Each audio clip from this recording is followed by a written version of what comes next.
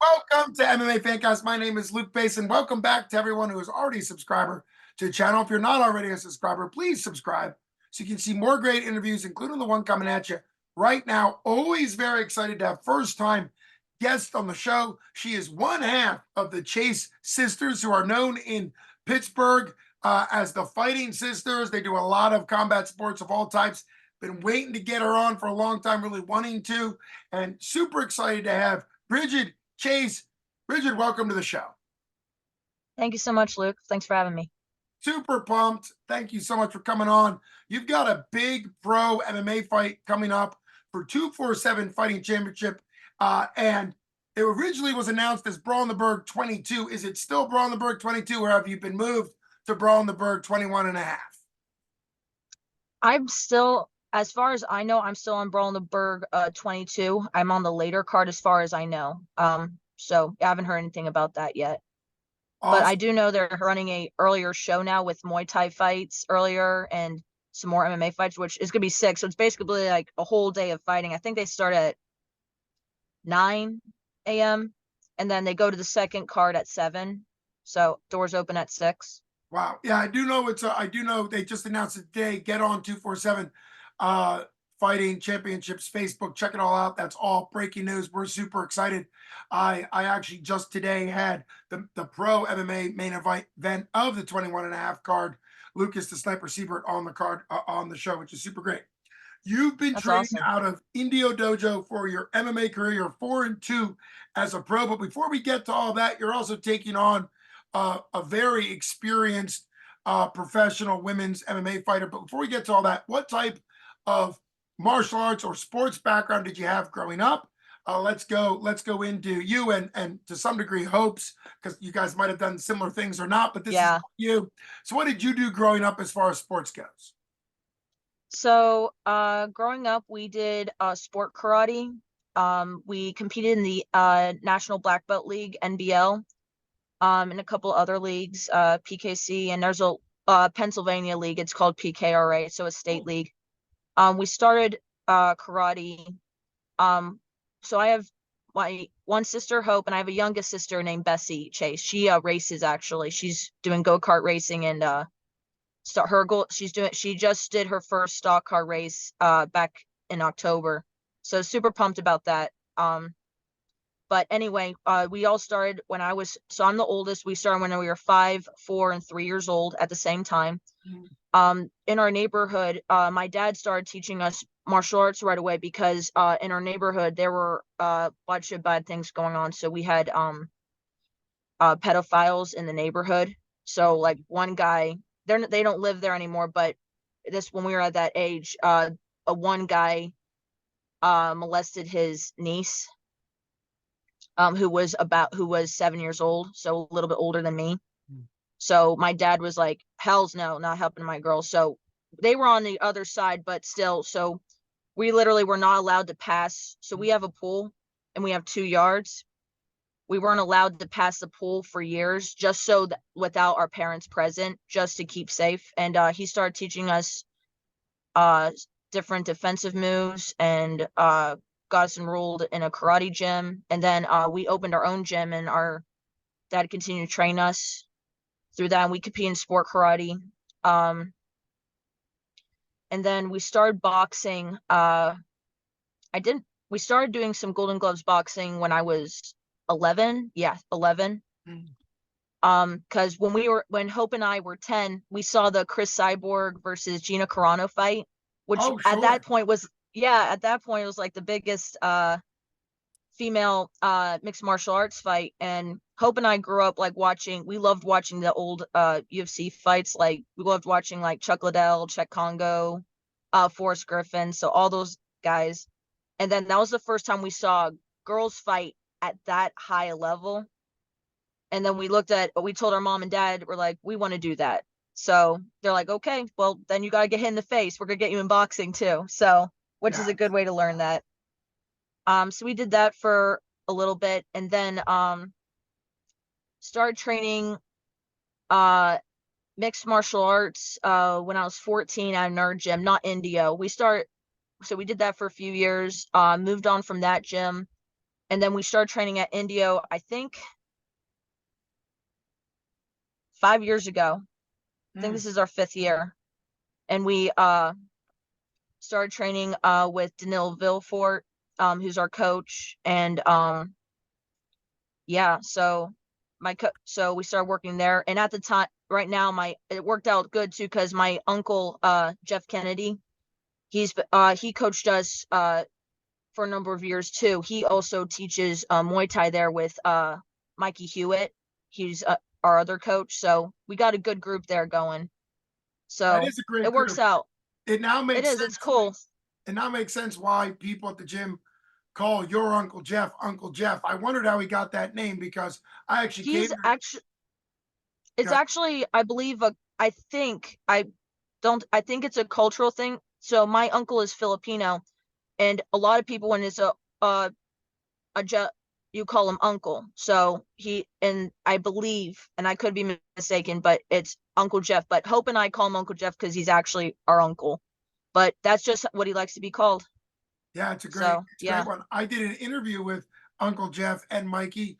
People should go check out the interview I did with them last summer. I think it was. I interviewed both Mikey and Uncle Jeff. You and your sister were not at Indio today, the day I showed up, but I got invited by Evan DeRucci and showed up. And I've had that's Danilo cool. on for a great interview. A couple of years ago, I had Danilo on for a great interview as well. So people that want to get more familiar with Indio Dojo, check out the Danilo card, and then obviously both of the coaches that specialize in Muay Thai that you mentioned, Jeff and Uncle Jeff and Mikey, all fantastic. And now I've gotten to know more, not only from the gym, but also from seeing them at MMA fights. What was it like transitioning from karate, point karate, into MMA? And if you can, you're a pro, you have a 4-2 record. Summarize, because that's 6 fights. We would usually want to go fight by fight, but that's a lot to cover. So summarize your pro career up till now. Obviously, off to a pretty good start, 4-2. Going to take on a very experienced 4-time Bellator veteran who's also fought Kat Zingana and Chris Cyborg. You mentioned Chris Cyborg, so it's cool that you're going to be fighting a lady who fought Chris Cyborg when the first That MMA is fight cool. you guys really watched. So, but kind of summarize your amateur MMA career and then into your pro career, because obviously you've been doing this at Indio in MMA for 5 years. Yeah. So it's actually good we're summarizing it, because I have horrible memories in fights. It's funny, everyone around me remembers my fights better than I do. I don't. It's weird, but I did my first amateur fight when I was 19. And then from there I did a couple more fights. I had a 4-2 record in amateur as well. Like I said, I literally have to, when I'm watching, I don't have a great memory, so I literally watch the videos. I'm like, oh, that's what I did. So sorry if I'm not a lot of detail on that, but yeah, I went to 4-2 on those fights, and then did my first pro fight. What was it 19? Couple years ago, can't remember the exact year, but did that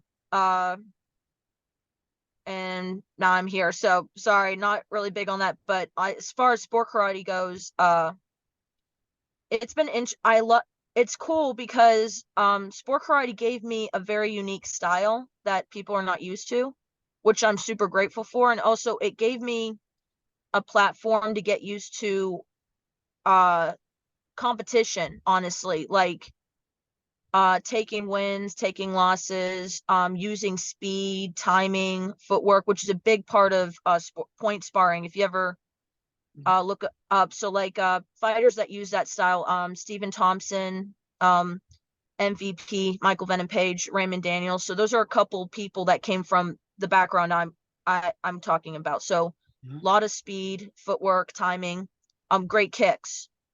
The transition was interesting was when we did when me and my me and Hope did our last, there's this bit, so in sport karate there was this thing before NBL, was what before the NBL league finished, which was a sport karate league that we did. There was this big Super Bowl of sport karate called Super Grands, and it was amazing.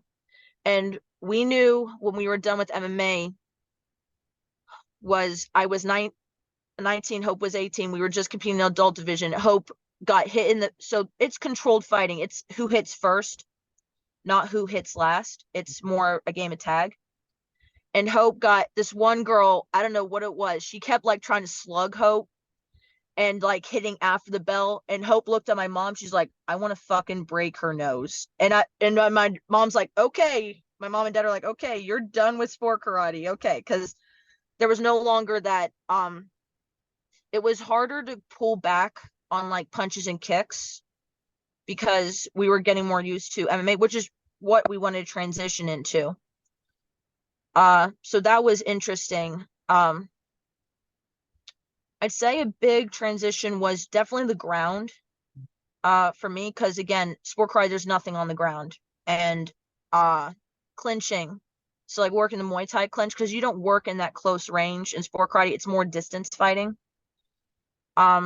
Which Uncle Jeff has been huge helping Hope and I with, because he's amazing at teaching the clinch. So that's been something we've been working at. And then the ground, like I remember the first time I took a grappling class when I was 14, and I thought I was in good shape. Like we could like do a bunch of running. We like did a lot of cardio for striking, and we were doing our first like, you know, training grappling, like our first roll. I was sucking wind so bad, like 90 seconds in, I'm like, I am dying. I'm like, how do people do this? Because it's just different.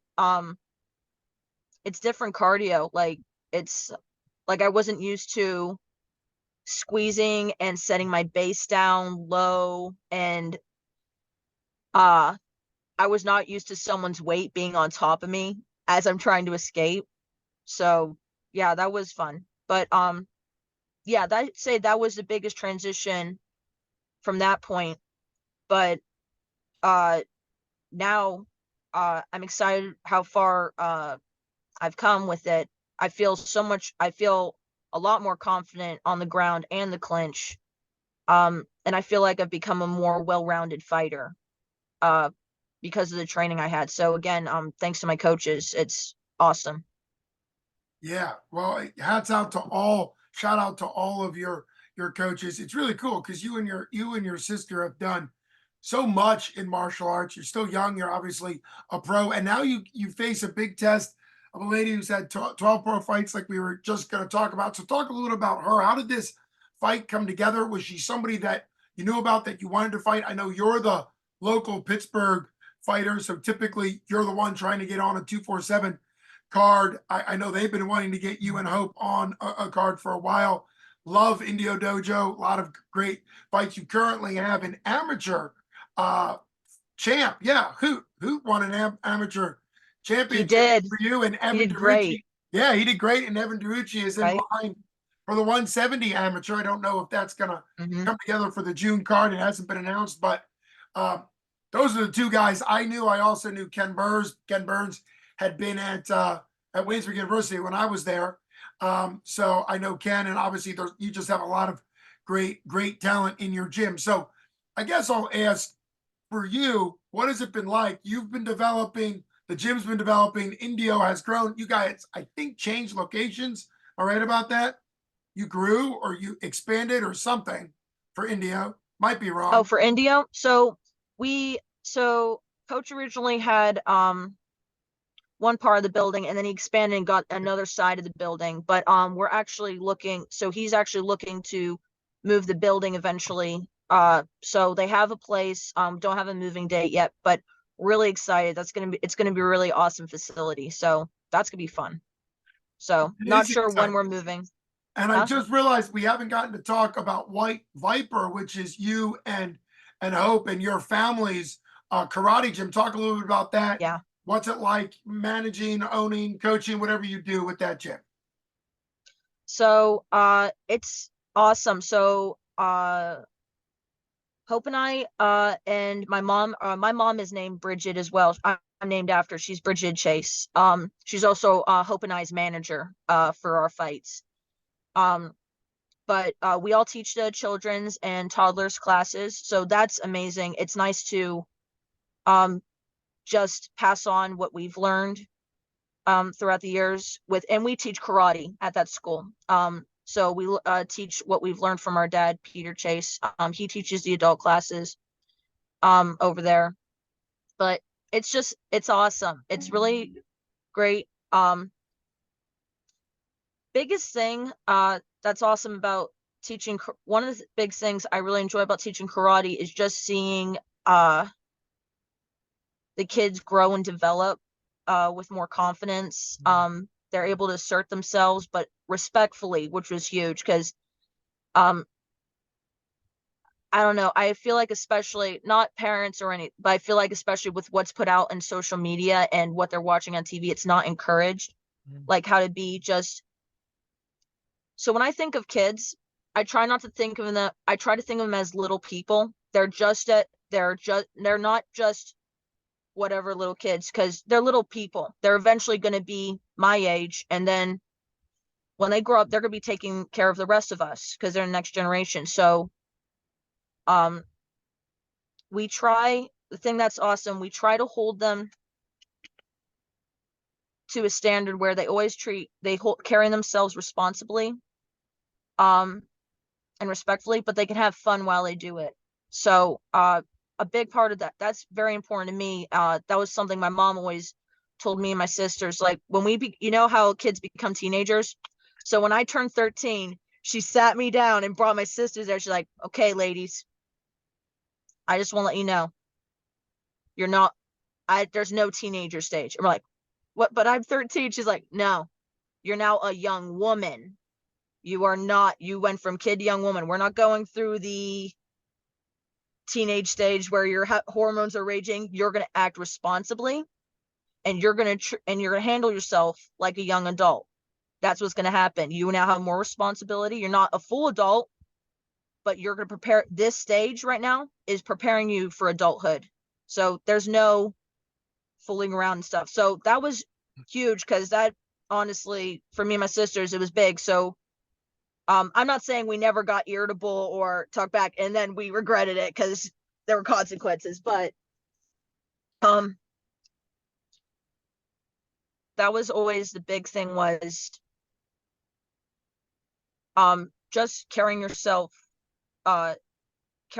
straight, treating other people respect, being able to hold your boundaries, because that's a big thing, because people like to push your boundaries. So yeah, that's something I like doing we try to pass on what we can with the kids class. Again, we're not their parents, but at least with how we have them interact with each other, and while they're with us for that hour class. But it's awesome. It's great to see them develop and just see what the next group of young people are going to do. It's cool.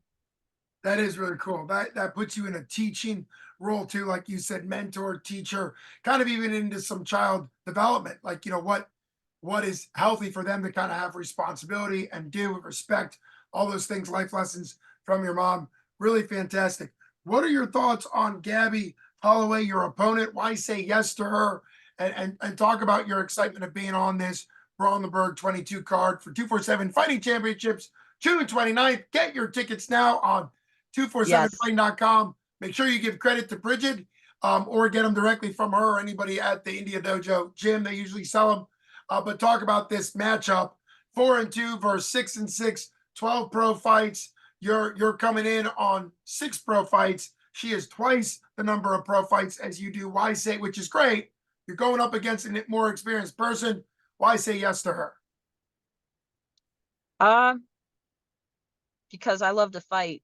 So one thing I'm excited about, obviously I actually like fighting people who have more experience, because for me that's just adding more I consider like adding more armor to myself makes me stronger. You know how iron sharpens iron? That's what I like to consider it. I'm only going to get stronger if I face tough people, and Gabby has more experience, and I'm excited to fight someone like that. And also I'm excited to fight someone who fought people like high level people. She fought Chris Cyborg. She Ghana fought Julia Budd, I believe, from Bellator, and and Cats in Kat Ghana. Zingano. Cats in Ghana. Yeah. Yeah. So I want to fight. I want to fight at that level. So if I'm going to fight at that level, I need to fight people who are fighting at that level. So I'm excited. And I'm very happy to share the ring with her. It's going to be fun. And would you like to give, I think it is going to be fun. Would you like to give a prediction? I've never had you on the show. Some fighters really like to give predictions, some don't. What are your thoughts as far as prediction? And if you don't give a prediction, why should people be excited about this fight, even if you're not going to give a prediction?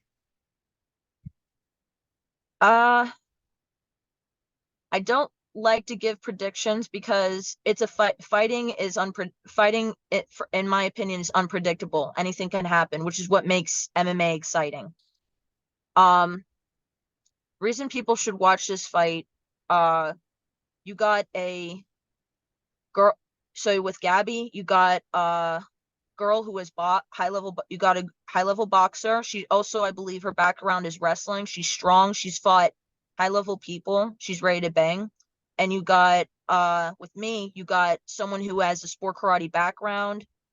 Um, I have the speed. I have footwork. I also have good ground game. So I've been competing in a bunch of jiu-jitsu matches. So it's going to be an interesting fight. I think so. It could go standing or ground. So that's what I'm excited about because either way, it's going to be a brawl. It's going to be fun.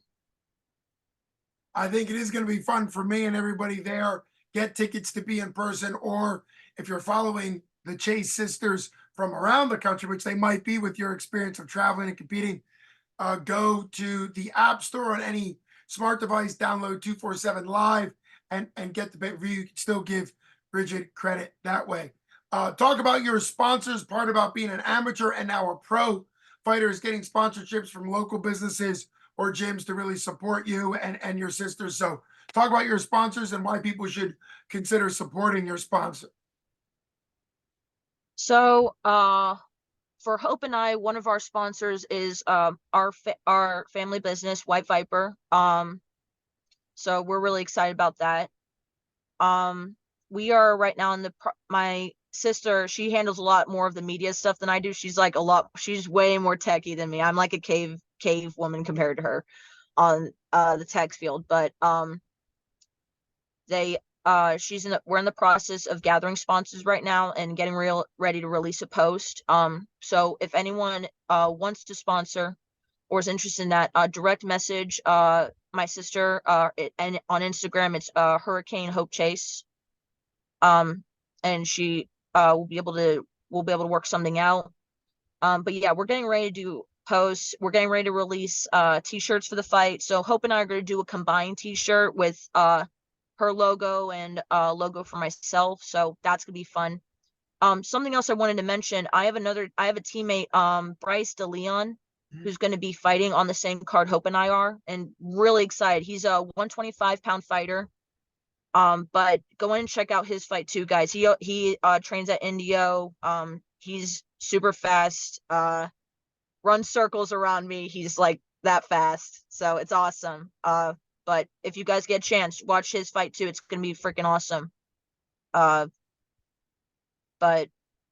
yeah, we're just gathering sponsors right now, and just feel I'm very grateful for the opportunity to fight for 247 at this league because it's exciting to have a fight in my hometown. So like one big thing that was awesome is my grandpap lives here, and he can't travel a lot because of work. So he's come to all the fights that we've had local. Like he's traveled to as far as Ohio, but when we've had fights down in South Carolina and stuff, he can't go to that because of work.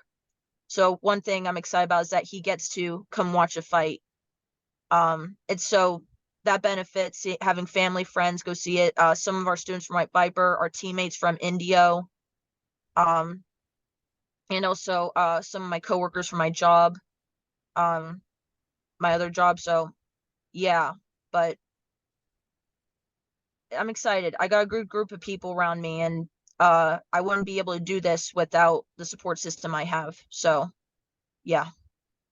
Well, that's a great mindset attitude. I'm excited that your grandfather's going to be able to come to these fights. Obviously, I'd love to have the fighter you mentioned, the India Dojo guy. Once that fight's announced, uh, that fight I don't think has been announced of who he's fighting. So look forward to that. Yeah, People should be yeah, following I don't know. 247 as well as White Viper. A lot of information going around. Thanks so much for coming on. Look forward to also having Hope on at some point in the Thank you. future, and maybe the third Chase sister. I've been known to cover more than Bessie, just, yeah. yeah, I've been known to cover more than just MMA. So I feel like I'm gonna need to have her on to talk about stock car racing. Why not?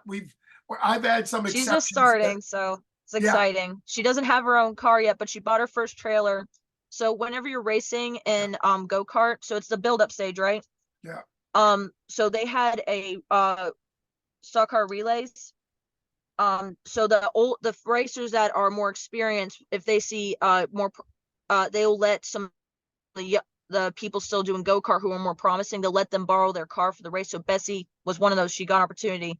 One thing that was funny on her, for I'll make it quick, but so when she was doing her first relay and it's timed right, she like went balls to the wall, like as fast as she could, and like she spun out, and me and my sister were like, oh no, is that bad? And then two guys who do the national circuit for these relays, they were saying, no, that's actually a great sign. We're like, really? She's like, she has no fear. She's so aggressive. Usually new people who get behind the car for the first time are like very hesitant, skittish, but my sister is anything but skittish. She's very direct, and when she has her mind on something, she just goes for it. So that was cool, but it's good things for her too. yeah. It's great. Hey, it's a great older sister experience to watch her start Hmm. advancing in the racing career. Very exciting. Thanks so much for coming on. You've been listening to Luke Payson for MMA Fancast with first time of hopefully many more to come. Yes, Brigid make sure to follow Chase. the show.